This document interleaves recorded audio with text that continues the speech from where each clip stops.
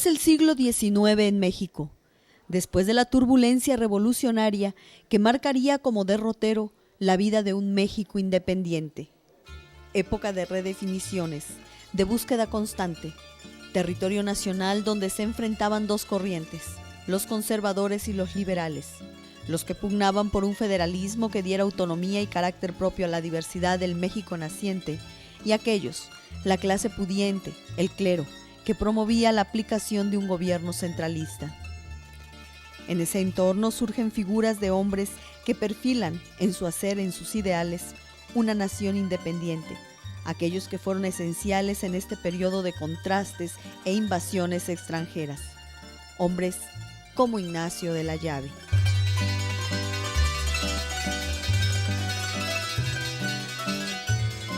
Especiales de Noticias presenta Ignacio de la Llave, en nombre de Veracruz. El pueblo de Orizaba resentía los efectos de la revolución por lograr la independencia. Sus campos y su industria eran la viva expresión de la falta de recursos, productos, bienes y brazos. El movimiento insurgente se perfilaba hacia su etapa de negociación final. El 26 de agosto de 1818, en la ciudad de Orizaba, Veracruz, nació Ignacio de la Llave, hijo del coronel don Manuel de la Llave y de doña Luz de Segura Ceballos, cuya ascendencia provenía de la provincia de Santander. Ignacio tenía escasos 3 años cuando la región de Orizaba se convirtió en el escenario de la negociación de nuestra independencia con la firma de los Tratados de Córdoba en agosto de 1821.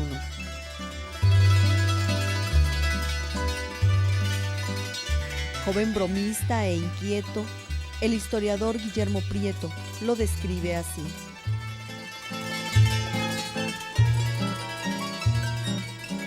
Delgado y alto, desgarbado y piernilargo, distraído y ágil. Nacho, como lo llamaban, era muy dado a excursionar por los alrededores. Ignacio de la Llave era un buen jinete. Se internaba en las veredas y barriales hasta las haciendas de Jalapilla, Cuautotolapan o El Sumidero. De vacaciones se iba a la hacienda de San José del Corral, que era de su familia. El desarrollo de la vida de Ignacio de la Llave corre paralelo a todas las vicisitudes de los primeros años del México independiente. Por ello, desde muy joven hubo aconteceres que le llamaron la atención e hicieron que germinara en él su pensamiento liberal y su humanismo. Al darse cuenta de cuál era la situación de la ciudad de Orizaba, ya en 1832 había sido nombrada ciudad, de esa disparidad que había entre la burguesía y el pueblo, era una separación completa. Él no estaba acorde con la clase burguesa, a pesar de que él provenía de una familia de esa naturaleza. Entonces él empieza a ver que había necesidad de poder desarrollar principalmente el aspecto educativo, el aspecto social y el aspecto económico de las personas que vivían en Orizaba. Conviviendo con los políticos e intelectuales de la época, tanto familiares como amigos, conoció de los intentos de la primera reforma de don Valentín Gómez Farías, de la Guerra de Texas en el año de 1833, de la Guerra de los Pasteles en el 38, cuando de la Llave tenía apenas 20 años de edad. En esa época de nuestra historia, la nación se debate entre azonadas militares, pugnas entre liberales y conservadores y la presencia de Antonio López de Santana, personaje con quien Ignacio de la Llave establece una confrontación permanente. Pero realmente una diferencia directa con Santana no, sino contra sus actitudes, contra su despotismo, contra su dictadura. Era el actuar de Ignacio de la Llave, contra las leyes tan terribles que Santana había dictado.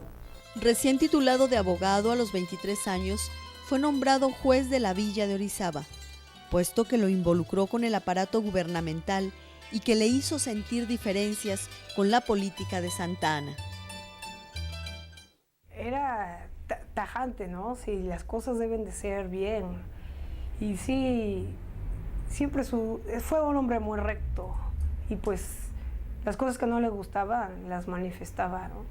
Y por eso fue que de aquí del palacio arrancó el cuadro de Santa Anna, porque que le vamos a estar rindiendo a este señor si nos ha hecho tanto daño, ¿no? Entre 1842 y 1843 vivió en la ciudad amurallada de Veracruz, donde acrecentó sus ideales liberales a tal grado que en el año de 1844, cuando el general Mariano Paredes Arrillaga inició un levantamiento en contra de Santa Anna, Ignacio de la Llave se incorporó al movimiento en calidad de subteniente, defensor de las leyes de la Guardia Nacional Orizabeña. Separado del poder, Santa Anna no olvidará lo que para él era un agravio por parte del veracruzano. Hizo lo que creyó prudente y de ahí en adelante pues se empezó de la llave, su nombre empezó a sonar más fuerte, más fuerte. La popularidad y el prestigio que de la Llave alcanzara entre los veracruzanos le valió que lo eligieran diputado al Congreso del Estado. Y es en esta época cuando se distingue como defensor de la patria ante la invasión norteamericana en el año de 1847. Participa valientemente en la defensa del puerto de Veracruz y se mantiene como activo guerrillero luchando contra el invasor en la zona central de este estado, hasta que se firma el armisticio el 2 de febrero de 1848, con el Tratado de Paz, Amistad y Límites, Tratado de Guadalupe Hidalgo. Durante la invasión de 1847, los norteamericanos entraron por el puerto de Veracruz. Y entonces, bueno, precisamente Ignacio de la Llave fue uno de los generales que le tocó participar en la defensa del puerto. Un hecho pues muy lamentable porque pues a pesar de la heroica resistencia de los habitantes del lugar, pues la ciudad capituló, ¿no? En marzo de 1847. Y posteriormente pues de la Llave pues se incorpora a otro tipo de actividades de defensa, pero que se localizan en el centro del estado. En esta época regresa al país el general Santa Anna para desarrollar su último episodio político como dictador en México. Su antipatía que sentía hacia Antonio López de Santa Anna, ese despotismo que había ubicado, que lo hace en la primera caída que le toca a él, ya con la madurez que tenía de Santa Anna, lo hace ir a la sala de cabildos y descolgar su cuadro. Por cierto, que narran una anécdota que, por cierto, la cuenta muy bien don Leonardo Pasquel, en el cual a la hora que él levanta el cuadro, alguien dispara un pistoletazo y estuvieron a punto de darle en la cabeza por pegarle al cuadro. Esa nota le llega a López de Santa Anna y cuando regresa por última vez al poder, onceava vez que llega como presidente, no se la perdona y tiene que salir huyendo. Ignacio de la Llave se va a esconder a una hacienda allá por Puebla, que era de su cuñado, de José Joaquín Pesado, pero lo aprenden y logra escaparse aquí en Jalapa, porque lo trasladan de la hacienda a Tehuacán y de Tehuacán lo llevan a Jalapa. Y ahí Jalapa escapa y se viene aquí a remontar a la zona del cerro del Chiquihuite, que conocía perfectamente, y ahí un grupo muy grande llega con él, y son aproximadamente 250 o 300 que se le suman. Y ahí espera, y es donde lo encuentra el plan de Ayutla. Al triunfo del movimiento contra Santa Anna, Ignacio de la Llave es nombrado general, y en agosto de 1855 se hace cargo del mando político como gobernador. En su breve mandato tomó determinaciones como las siguientes. Nombró alcalde del puerto de Veracruz a don Manuel Gutiérrez Zamora. Redujo los impuestos a las clases desposeídas y dispuso la apertura de todas las escuelas primarias que habían sido cerradas por órdenes de Santa Anna. Ordenó crear planteles nocturnos, dispuso que la enseñanza fuera gratuita y obligatoria, organizando en cada cantón juntas directivas. Derogó alcabalas y legisló para administración de justicia. Derogó la ley del santanista que coartaba la libertad de imprenta. Santana prohibió a todos aquellos que publicaban periódicos o revistas o panfletos en contra de él. Eso fue realmente lo que hizo. Entonces lo que hace Ignacio de la Llave es abrir las puertas a que todo aquel que quisiera escribir y que quisiera sacar periódicos y revistas, siempre y cuando fueran dentro del marco de la ley. Cuando en 1857 Ignacio Comonfort es elegido presidente de México, nombra a Ignacio de la Llave como secretario de Gobernación, pero pronto renuncia al importante puesto. Ocurre que la Constitución de 1857, formulada por los liberales triunfantes, afecta los intereses del clero político, de los militares y de los poderosos. Los conservadores, entonces, deciden desconocer a la Constitución y cuentan para ello con la complicidad de la propia Presidencia de la República. Ignacio de la Llave es un liberal sin tacha, y es por esta razón que renuncia a colaborar con Ignacio Comonfort para después unirse a Juárez en defensa de la Constitución en la llamada Guerra de Reforma.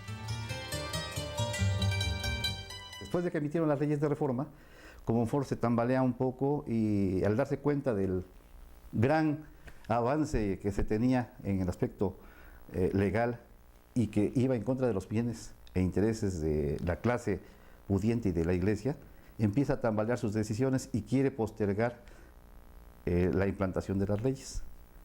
Entonces es cuando Juárez pues, emerge como presidente de la Suprema Corte de Justicia.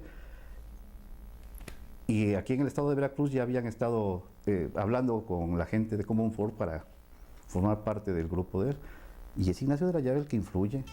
Durante los 3 años, 1858-1860, que duró la Guerra Civil, Ignacio de la Llave se distingue militarmente como jefe de la División de Oriente. Derrota, por ejemplo, a 1.500 soldados conservadores en Jamapa, con tan solo 400 soldados a su mando. Y por su arrojo, es herido en la cara durante la batalla naval de Antón Lizardo. La definición que él tenía, vamos a decir, era un liberal en el más extremo, vamos a ver, de corte duro, de corte inflexible. No permitía andar con indecisiones. O sea, un hombre de firmeza, pero así como era de firmeza, también era un hombre desprendido. O sea, era un hombre que no era arrogante, era un hombre que podía mezclarse con el pueblo con una sencillez que muchos de su generación no la tenían. Al concluir la Guerra de Reforma, de la Llave acompaña a Juárez a principios de 1861 a la Ciudad de México en calidad de ministro de Guerra y Marina, nombrado por el propio presidente Benito Juárez. Ministerio que tendría que abandonar para hacerse nuevamente cargo del gobierno del estado de Veracruz. Como gobernador de Veracruz, muy poco dura su mandato, pues nuevamente la desgracia se hace presente en la nación mexicana. Al iniciarse la invasión francesa, toma el mando como jefe de la primera división, bajo las órdenes del general Zaragoza. De la Llave está presente en Puebla el 5 de mayo, cuando el ejército derrota a los franceses. 2 meses después, en julio de 1862, es herido en las inmediaciones del Cerro del Borrego. Hay que analizar un poco quiénes son los políticos y por otro lado quiénes son los militares de la época. Entonces, como que la actividad de Ignacio de la Llave, más que ser de tipo legislativo, administrativo, en el que se distinguieron otros liberales, él era un hombre de guerra, de acción.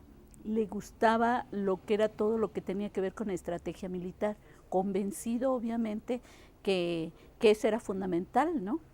De la defensa de los ideales liberales en los momentos en que se requirió su participación. En el caso de la intervención norteamericana, pues vuelve a ser también un hombre que se que se incorpora a las fuerzas libertadoras. En el caso de la Revolución de Ayutla, pues él fue designado el comandante de las fuerzas de la Revolución de Ayutla. O sea, más que un hombre, digamos, de tipo de acción administrativa, de acción burocrática, fundamentalmente es un hombre de armas, ¿no? Reincorporado al ejército de la República, resiste al ataque francés como jefe de la división de infantería. Después de 63 días de sitio, el ejército mexicano capitula. Pese a la oposición de Ignacio de la Llave, la plaza de Puebla es entregada a los franceses. Hubo 2 sitios a Puebla. El primero, que encabeza como primer jefe del ejército Ignacio Zaragoza, que es cuando en la batalla del 5 de mayo, a través de la defensa que se hace de los fuertes de Loreto y Guadalupe, rechazan al ejército francés y se tiene que replegar hasta Orizaba. Pero al siguiente año ya había fallecido Ignacio Zaragoza. El que es jefe de las fuerzas es Jesús González Ortega. Entonces hay un sitio de casi 69 días a Puebla, en el cual se defiende el ejército con mucha fiereza. Ellos esperaban la ayuda, ya había vuelto a incorporarse con las fuerzas de don Benito Juárez, Ignacio Comonfort. Entonces de México salió Ignacio Comonfort con víveres y armas para apoyar al sitio de Puebla, pero es destruido su convoy adelante de los llanos de Apan, por ahí más o menos. Y entonces tienen que capitular porque ya no tenían parque. Entonces hacen la negociación y piden que pues todos los soldados sean liberados y que ellos se entregaban, pero no se retiraban, porque el general, me parece que es Forey, el francés, no recuerdo el nombre. No, Patoni era mexicano. El general Forey, me parece que es él.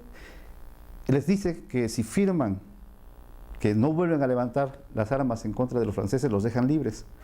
Entonces ninguno de los generales, era un grupo de oficiales como de 70 que se encontraban ahí, ninguno aceptó. En cuerda de prisioneros camino al destierro, fueron acuartelados en Orizaba, donde el general de la Llave promueve su huida junto con los generales Patoni y González Ortega. Toman prisioneros y los traen hacia Orizaba, y aquí donde en aquella época eran los restos de lo que era la casa de doña Antonia Noroña, viuda de Sesma, que era la marquesa de Sierra Nevada. Para esa época ya se habían acabado los títulos, pero seguía la propiedad. Ahí los encierran, donde es actualmente el cuartel Hidalgo del 26º Batallón. Pero los encierran de tal forma, con muy poca guarnición, que la gente de aquí de la ciudad, los de clase media hacia arriba, organizan un sarao o una fiesta para los que estaban prisioneros. Entonces allí en esa fiesta disfrazan a Jesús González Ortega, a Ignacio de la Llave, a Patoni, a Cabañas y otros 3, 4 más. Los disfrazan, les dan ropa de calle, les quitan sus uniformes militares, incluso a uno lo sacan vestido de mujer. Y cuando se termina la fiesta salen con todo el grupo y no se dan cuenta los guardianes. Y es cuando escapan. Entonces toman rumbo hacia un rancho que era muy grande, de un señor Francisco Castillo, que abarcaba toda la parte norte de la ciudad, que era muy amigo de don Ignacio de la Llave, y él los provee de dinero y caballos y todo, y ropa, y salen rumbo a Jalapa. Se atraviesan toda la parte de Huatusco, y es donde empieza ya los últimos días de don Ignacio, porque están en Jalapa, están unos días, y de ahí pretenden alcanzar en San Luis Potosí a don Benito Juárez. Entonces salen, pasan por Tlaxcala, llegan a Pachuca. Ahí en Pachuca se dice que Jesús González Ortega tiene una charla con el gobernador de varias horas, me parece que era doblado, pero que no asiste don Ignacio. En la población de Tulancingo se enteran que el presidente Juárez abandonó la Ciudad de México y se dirige al norte del país. La Llave se propone alcanzar la comitiva de Benito Juárez. Benito Juárez se encuentra a estas alturas ya en San Luis Potosí. Entonces él va a salir acompañado de una escolta y junto con González Ortega.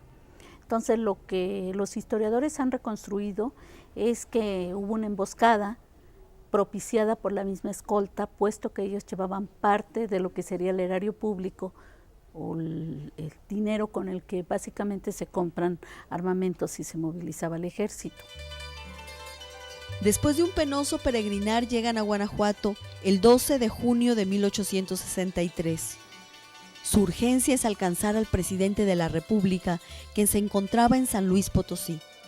Por lo tanto, salen al día siguiente con una escolta que les proporciona don Manuel Doblado, gobernador de Guanajuato. A poco andar, la escolta se subleva para robarles e Ignacio de la Llave es gravemente herido por la espalda.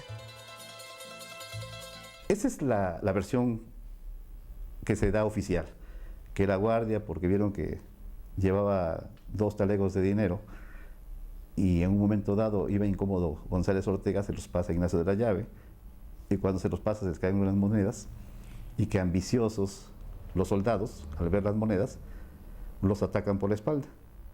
Esa es la versión oficial. Se dice, según algunas crónicas que hay de un periódico de San Luis Potosí de la época, que eso es lo que narran todos, e incluso don Ignacio de la Llave. Pero aquí viene lo raro, que al único que le disparan es a Ignacio de la Llave. Es el único que sale herido de muerte. Le dan un balazo en la espalda y que le cercena la columna vertebral. Todos los demás salen huyendo y él se queda ahí. Esto ha provocado algunas opiniones donde se piensa que Ignacio de la Llave era una figura que había hecho ya tanta presencia ante Benito Juárez que debería de haber, era el momento de quitárselo de en medio. Pero bueno, esto queda en anécdota, no hay nada constatado. Creo que difícilmente, porque todos ellos son liberales y están de acuerdo con el proyecto de nación. El cadáver de Ignacio de la Llave es llevado a la ciudad de San Luis Potosí, donde es sepultado con las honras fúnebres que merecía su cargo. Presidiendo la ceremonia luctuosa estuvo el presidente don Benito Juárez García. En Veracruz la noticia conmociona al pueblo y gobierno, y para honrar su memoria, el gobernador del estado, Francisco Hernández y Hernández, promueve la expedición de un decreto, el 10 de julio de 1863, donde lo declara benemérito del estado y que prescribe que el estado de Veracruz se llamará en lo sucesivo Veracruz Llave. El ciudadano Francisco Hernández y Hernández, gobernador militar del estado de Veracruz, a sus habitantes hace saber que, considerando que el ilustre y malogrado general ciudadano Ignacio de la Llave, gobernador constitucional del estado, que acaba de ser asesinado en las inmediaciones de Guanajuato, ha sido uno de los mejores hijos del estado de Veracruz, al que prestó muchos e interesantes servicios, lo mismo que a la nación en todos tiempos y principalmente en la campaña de Zaragoza, que es un deber del mismo estado premiar a sus buenos hijos y honrar a su memoria de una manera digna, y en virtud de las facultades de que se haya investido, ha tenido a bien decretar. Artículo 1.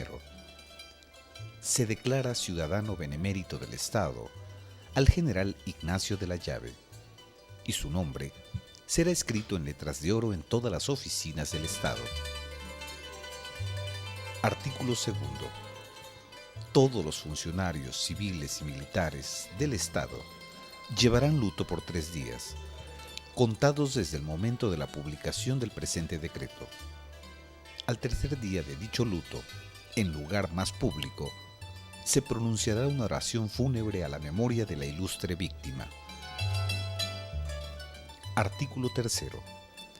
El estado de Veracruz se llamará en lo sucesivo Veracruz Llave. Artículo 4. El malogrado general ciudadano Ignacio de la Llave pasará revista en el estado como vivo, y al pronunciarse su nombre, toda la oficialidad se descubrirá. Artículo 5. El estado de Veracruz adopta como hija la que fue del malogrado general Llave. Artículo 6. Este decreto será publicado por bando nacional en todas las poblaciones del estado veracruzano. Por tanto, mando se imprima, publique y circule para su observancia. Dado en Jalapa a 10 de julio de 1863. Francisco Hernández y Hernández, gobernador. Salvada la República y con el país en paz, los restos del licenciado y general Ignacio de la Llave fueron exhumados y trasladados de San Luis Potosí al Panteón de Orizaba, Veracruz, en el año de 1869. En su tumba, una columna custodia los restos del benemérito de la entidad, por haber muerto defendiendo la autonomía nacional. Como todo, solo los monumentos quedan. Y es aquí donde yacen los restos de Ignacio de la Llave, el revolucionario liberal que dio nombre a un estado.